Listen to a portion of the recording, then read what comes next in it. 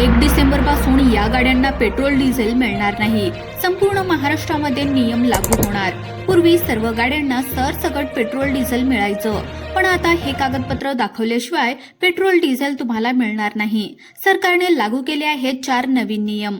आता जर तुमच्याकडे 4 चाकी किंवा दुचाकी गाडी असेल तर अर्जंट ही माहिती पहा, कारण 1 डिसेंबरच्या सकाळी जेव्हा तुम्ही पेट्रोल पंपावर जातात, खिशामध्ये तुमच्याकडे पैसे असतील, तुमच्याकडे फोन पे मध्ये पैसे असतील, पण तुम्हाला समोरून सरळ सांगितलं जाईल की तुमच्या वाहनाला पेट्रोल मिळणार नाही किंवा डिझेल मिळणार नाही। पहा, ही गोष्ट खरोखर घडणार आहे, कारण की सरकारने हा अतिशय धक्कादायक निर्णय घेतलाय। 1 डिसेंबर पासून महाराष्ट्रामध्ये 2 असे नवीन नियम लागू होत आहेत की ज्यामुळे 2 चाकी, 3 चाकी, 4 चाकी अशा सगळ्या वाहनांना, त्यांचं वाहन चालकांना मोठा धक्का बसणार आहे। आणि ही सगळी एकाच दिवशी, एका क्षणामध्ये ही सर्व घटना घडणार आहे।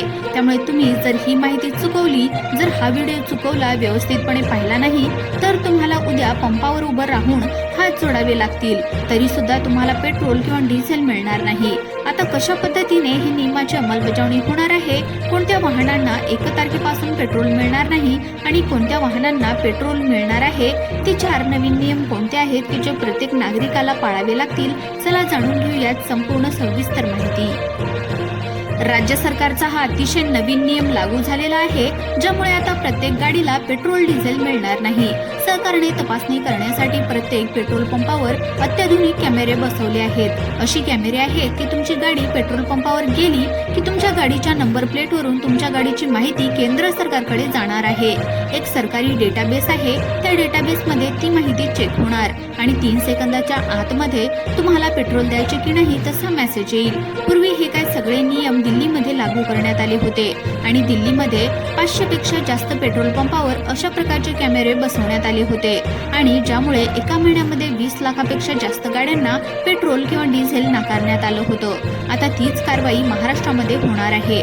महाराष्ट्रात आता पुढील महिन्याच्या 1 तारखेपासून हे कॅमेरे चालू होतील आणि सरळ सरळ हे मॉडेल लागू होणार आहे आणि 1 डिसेंबर पासून सर्व गाड्यांचे पेट्रोल डिझेल आता बंद होणार। 1 डिसेंबर पासून जर तुम्ही पेट्रोल पंपावर, कुठल्याही पेट्रोल पंपावर गेलात तर तुमच्या गाडीची क्रमांक प्लेट या ठिकाणी स्कॅन होईल आणि क्षणार्धात ही माहिती उपलब्ध होईल की हे वाहन नियमानुसार मान्य आहे की अपात्र आहे। जर गाडी नियमामध्ये बसत नसेल तर एक थेंबही इंधन तुम्हाला मिळणार नाही। आता तुम्ही विचाराल, नियम म्हणजे नक्की काय? सर्वात महत्त्वाचा नियम म्हणजे EOL म्हणजेच एंड ऑफ लाईफ, म्हणजेच आयुष्याची समाप्ती। याचा अर्थ अशी वाहने जी खूप जुनी झालेली आहेत, जास्त प्रदूषण करतायत, BS मानकानुसार योग्य नाहीत, अशी वाहने रस्त्यावर चालत असली तरी सुद्धा त्यांना इंधन उपलब्ध होणार नाही, हे अगदी स्पष्टपणे कळवण्यात आले आहे। त्यानंतर दुसरा नियम आहे प्रदूषण प्रमाणपत्र। जर तुमच्याकडे प्रदूषण नियंत्रण प्रमाणपत्र म्हणजेच PUC नसेल तर इंधन मिळणे थेट थांबणार आहे, त्यावर कोणत्याही प्रकारची सूट नाही। तिसरा नियम आहे नंबर प्लेट स्कॅन झाल्याच्या नंतर गाडीवर प्रलंबित दंड असल्यास, गाडी प्रदूषण गटामध्ये समाविष्ट होत नसल्यास किंवा वाहनाच्या नोंदणीमध्ये काही अडचणी असल्यास इंधन तुम्हाला मिळणार नाही। हे सर्व नियम अत्याधुनिक कॅमेऱ्यांच्या माध्यमातून तपासले जातील। याचा अर्थ पंपावर कोणताही कर्मचारी तुम्हाला विचारणा करणार नाही किंवा तपासणार नाही। यंत्रणा स्वतःच ठरवेल की वाहनाला इंधन द्यायचे की नाही। दिल्लीमध्ये याची चाचणी झाली आणि काही महिन्यामध्ये लाखो वाहनांना इंधन मिळणे थांबले। आता महाराष्ट्रातही हीच कार्यप्रणाली सुरू होणार आहे। सुरुवातीला मुंबई आणि इतर महानगरपालिकांच्या हद्दीमध्ये हा नियम लागू होईल आणि त्यानंतर संपूर्ण राज्यामध्ये। या सगळ्यामुळे लोकांना आता आपली गाडी कोणत्याही स्थितीमध्ये आहे तरी कागदपत्रे अद्ययावत आहेत का, प्रदूषण प्रमाणपत्र वेळेमध्ये घेतले आहे का, हे तपासावे लागणार आहे। कारण शासनाचे म्हणणे स्पष्ट आहे, वायू प्रदूषण कमी करायचे असेल तर कठोर धोरणे लागू करणे आवश्यक आहेत। आता हळूहळू रस्त्यावरून जुनी वाहने काढली जाणार आहेत, कारण दिल्लीमध्ये हजारो वाहने थेट जप्त करण्यामध्ये आली होती। महाराष्ट्रातही डेटाबेसमध्ये नोंद झाल्याच्या नंतर दंडात्मक कार्यवाही होण्याची शक्यता आहे। आता पुढे आपण जाणून घेऊयात कोणत्या गाड्यांना सर्वात जास्त धोका आहे। EOL म्हणजे नेमकं काय? प्रदूषण प्रमाणपत्र नसल्यास काय परिणाम होतील, कोणत्या जिल्ह्यामध्ये सुरुवात होणार आहे आणि तुमची गाडी कशा प्रकारे सुरक्षित ठेवायची, हे सर्व पुढील भागामध्ये सविस्तरपणे माहिती घेऊयात। आता आपण त्या टप्प्यावर येतो जिथून संपूर्ण राज्यातील वाहन चालकांसाठी परिस्थिती खऱ्या अर्थाने बदलणार आहे, कारण 1 डिसेंबर पासून लागू होणारे या नियमामुळे अनेक गाड्या रस्त्यावर असूनही इंधनांसाठी अयोग्य ठरणार आहेत। दिल्लीमध्ये जेव्हा हे नियम लागू झाले तेव्हा 4 लाखापेक्षा जास्त वाहनांना एका दिवसामध्ये इंधन मिळणे बंद झाले होते। तेव्हा अनेकांना वाटले होते की ही केवळ राजधानीपुरती योजना आहे, पण महाराष्ट्र शासनाने स्पष्ट केले आहे की प्रदूषण नियंत्रण, धूरकण कमी करणे आणि वाहन तपासणी प्रणाली सुधारण्यासाठी आता राज्यातही हे नियम जागरूकतेने पाळले जाणार आहेत। दिल्लीमध्ये हे नियम लागू झाल्याच्या नंतर लोकांना विश्वासच बसत नव्हता की मशीन एका क्षणामध्ये इंधन बंद करतील, पण काही दिवसांमध्ये हा निर्णय इतका निश्चित झाला की लोक स्वतःच PUC साठी रांगेमध्ये उभे राहू लागले। आता महाराष्ट्रातही स्थिती तशीच होणार आहे। पेट्रोल पंपाच्या प्रवेशद्वारावर स्कॅनर उभे असणार, त्या स्कॅनरला तुमची नंबर प्लेट दिसली की तुमच्या गाडीचा एक तपशील या ठिकाणी समोर येणार।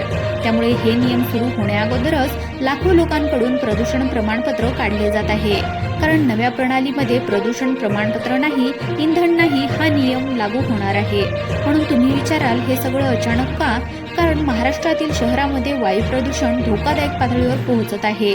मुंबई, नाशिक, पुणे, नागपूर आणि इतर शहरांमध्ये हवेतील धूळ यापूर्वी कधीही नव्हते इतके जास्त वाढले आहेत। शालेय मुलांमध्ये, ज्येष्ठांमध्ये आणि श्वसनाचे रोग असणाऱ्या लोकांमध्ये त्रास वाढतोय। त्यामुळे शासनाकडे कठोर नियम बनवण्याशिवाय पर्याय नव्हता। लोक सुरक्षित राहावेत, हवा शुद्ध व्हावी आणि वाहन प्रदूषण कमी व्हावे, या तिन्ही कारणांसाठी हा निर्णय महत्त्वाचा आहे। या नियमाचा एक मोठा भाग म्हणजे मान्यताप्राप्त वाहन सूची। राज्य शासन अशा वाहनांची यादी तयार करत आहे जी सुरक्षित आहे, प्रदूषण मानकामध्ये बसतात आणि ज्या वाहनांना इंधन देणे योग्य आहे। या यादीमध्ये येण्यासाठी फक्त 3 गोष्टी आवश्यक आहेत: वाहनांची नोंदणी, योग्य प्रदूषण प्रमाणपत्र वैध आणि वाहन EOAL श्रेणीमध्ये नसलेले। इतके पूर्ण झाले की तुमचे वाहन स्कॅनरमध्ये ग्रीन सिग्नल मिळवतो आणि इंधन मिळते। मात्र ज्या वाहनांना रेड सिग्नल लागतो त्यांना इंधन मिळत नाही। त्यांना सर्वप्रथम PUC घ्यावा लागतो, कारण की किंवा जी काही गाडी EOAL श्रेणीमध्ये असेल तर ती गाडी रद्द करावी लागते। या निर्णयानंतर स्क्रॅपिंग केंद्रामध्ये ही मोठी वाढ झाली आहे। जुनी गाडी बदलून नवीन गाडी घेण्याकडे लोक वळत आहेत। आता एक गोष्ट लक्षात ठेवा, ही सगळी प्रक्रिया अचानक कोणत्याही पूर्वाज्ञापनाशिवाय लागू होणार नाही, पण 1 डिसेंबर पासून हे नियम अधिकृतपणे सुरू होणार आहेत। सुरुवातीच्या काही दिवसासमोर कॅमेरे आणि स्कॅनर केवळ निरीक्षणासाठी चालतील, पण त्यानंतर गाडीच्या स्थितीनुसार इंधन दिलं जाईल। या नियमाचा सर्वात मोठा फायदा म्हणजे रस्त्यावरून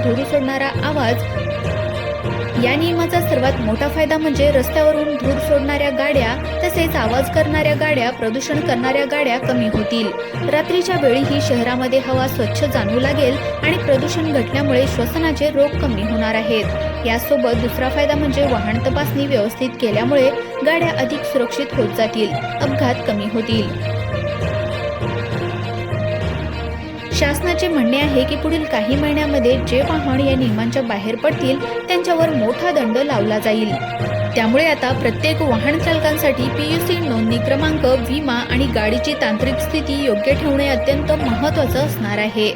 तुम्ही आता विचार करत असाल, माझी गाडी यामध्ये पास होईल का? अगदी साधे उत्तर आहे। जर तुमचे वाहन नवीन असेल, प्रदूषण नियंत्रण प्रमाणपत्र वैध असेल आणि नोंदणी व्यवस्थित असेल तर तुम्हाला कसल्याही प्रकारचा त्रास या ठिकाणी होणार नाही। स्कॅनर तुम्हाला लगेचच ग्रीन मार्क देईल, पण गाडीची एकही गोष्ट प्रलंबित असेल तर समस्या निर्माण होणार। त्यामुळे लोकांनी वाहनाची कागदपत्रे तपासणे सुरू केले आहे। प्रदूषण तपासणी केंद्रावर रांगा लागल्या आहेत आणि पेट्रोल पंपही या नियमांची तयारी करत आहेत। ही सर्व प्रक्रिया पाहिल्याच्या नंतर स्पष्ट होतं की महाराष्ट्रामध्ये पहिल्यांदाच इतक्या कठोर नियमांची अंमलबजावणी होत आहे, पण याचा फायदा सर्वसामान्य नागरिकांनाच होणार आहे। स्वच्छ हवा, सुरक्षित वाहन आणि प्रदूषण मुक्त शहर। आता या व्हिडिओच्या शेवट करताना एकच सांगणार आहे की 1 डिसेंबर पासून पंपावर जाणार असाल तर तुमचा गाडीचा प्रत्येक कागद व्यवस्थितपणे तपासायला हवा। प्रदूषण प्रमाणपत्र अपडेट ठेवा, नोंदणी योग्य ठेवा आणि गाडी सुरक्षित ठेवा, अन्यथा पंपावरून रिकाम्या हातानेच परतावे लागेल। आता या माहितीनुसार तुम्ही पटकन कार्यवाही करायची आहे। जे नियम सांगितले आहेत त्या नियमानुसार तुम्ही वागायचं आहे, अन्यथा कुठल्याही प्रकारे तुम्हाला पेट्रोल डिझेल देऊ नका असे स्पष्टपणे सांगितलंय। त्यामुळे तुमचे ह्या नियमाविषयी काय मत आहे नक्की कमेंट करून कळवा आणि चॅनलला जर नवीन आले असाल, पहिल्यांदाच आले असाल तर चॅनल सुद्धा सबस्क्राईब करून घ्या।